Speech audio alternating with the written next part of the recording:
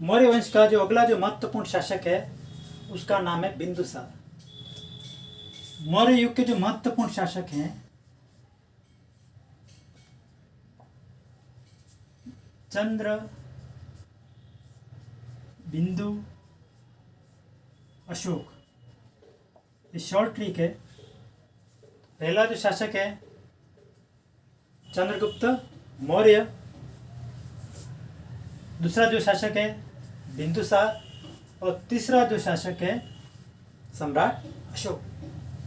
तो हम दूसरा जो शासक है बिंदुसार उसके बारे में पढ़ेंगे। तो बिंदुसार के समय की जो महत्वपूर्ण उपलब्धियाँ, जो महत्वपूर्ण बातें, तो बिंदुसार को जो यूनानी जो लेखक हैं वह अमित्रोकेडिच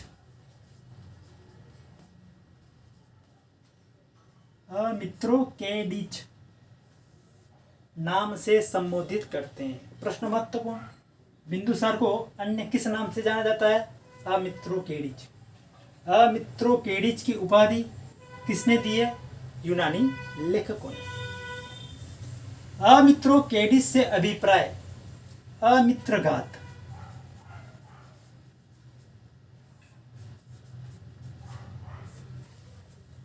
अमित्रोकेडिच से अभिप्राय अमित्रघात, और अमित्रघात से अभिप्राय, अमित्र मतलब शत्रु, शत्रुओं का दमन करने वाला या वध करने वाला।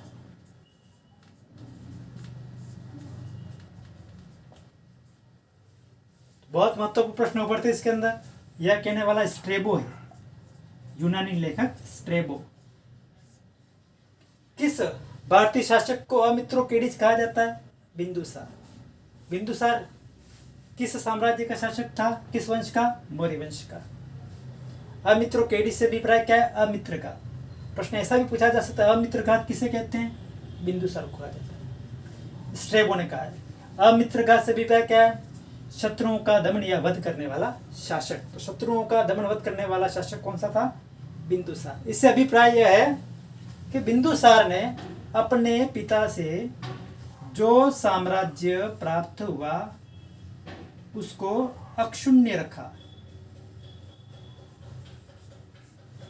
नष्ट नहीं होने दिया या किसी प्रकार की हानि नहीं होने दी। अब इसके समय की महत्वपूर्ण बातें। इसके समय में ये तक्षशिला में विद्रोह होता है। आधुनिक पाकिस्तान में तक्षशिला में विद्रोह होता है। तो तक्षशिला में विद्रोह को दबाने के लिए बिंदुसार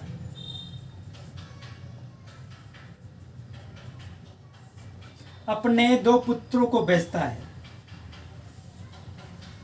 पहले अशोक को भेजता है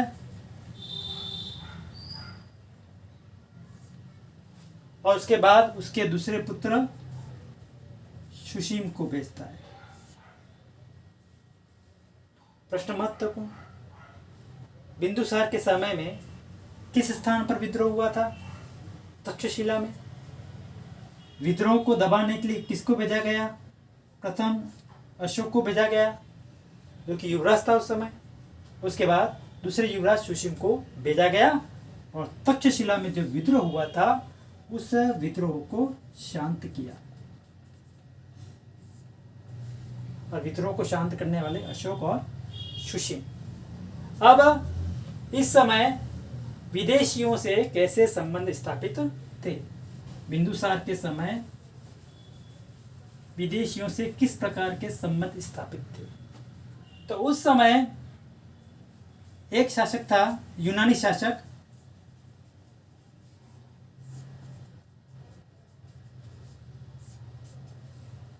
जिसका नाम था एंटियोकस।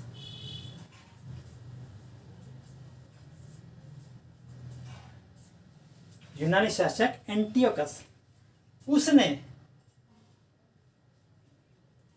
अपने राजदूत डाइमेकस एंटियोकस डाइमेकस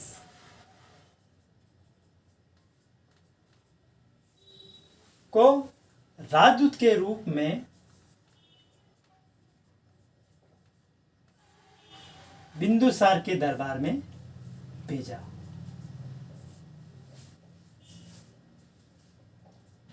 यूनानी शासक एंटियोकस, उसका राजदूत था डाइमेकस। उस डाइमेकस को राजदूत के रूप में बिंदुसार के दरबार में भेजा। तो बिंदुसार ने एंटियोकस से अच्छे रिश्ते होने के कारण, अच्छे संबंध होने के कारण 3 चीजें मांगी। प्रेम स्वरूप 3 चीजें मांगी। एक, मीठी मदिरा,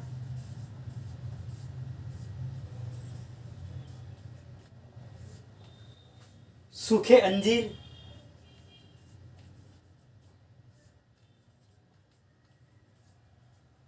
और यूनानी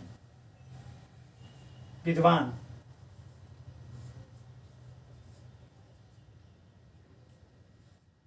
जिसको सोफिस्ट बोलते हैं, यूनान में इसको सोफिस्ट बोला जाता है। इन 3 चीजों की मांग की, मीठी मदिरा, सूखे अंजीर और यूनानी विद्वान सोफिस्ट। तो एंटियोकस ने इन 3 चीजों में से 2 चीजें, मीठी मदिरा और सूखे अंजीर, बिंदुसार के लिए भेजे। परंतु तीसरी जो बात है यूनानी विद्वान, उस यूनानी विद्वान को भेजने से मना कर दिया। कारण यह था, एंटियोकस यह कह रहा था कि इस प्रकार हमारी कोई ऐसी नीति नहीं है कि हम यूनानी विद्वान सोफिस्ट को हम किसी और अन्य देश में भेज सके।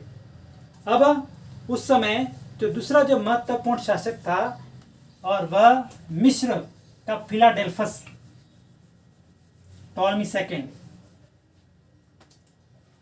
मिस्र का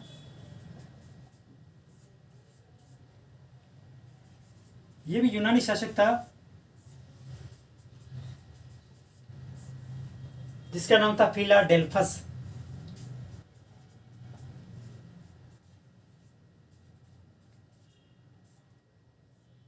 जिसको टॉलमी द्वितीय भी कहते हैं, सेकेंड भी कहते हैं।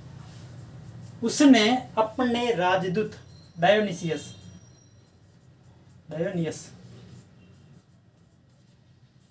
ये राजदूत है, उस राजदूत को बिंदुसार के दरबार में भेजा।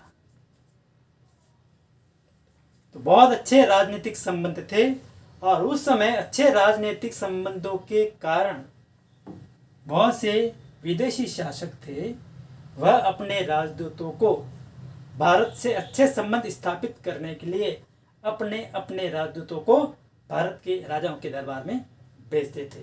पहला शासक एंटियोकस और दूसरा शासक था फिलाडेल्फस। एंटियोकस ने डाइमेकस को भेजा और फिलाडेल्फस टॉलमी सेकेंड उसने डायोनियस को बिंदुसार के दरबार में भेजा।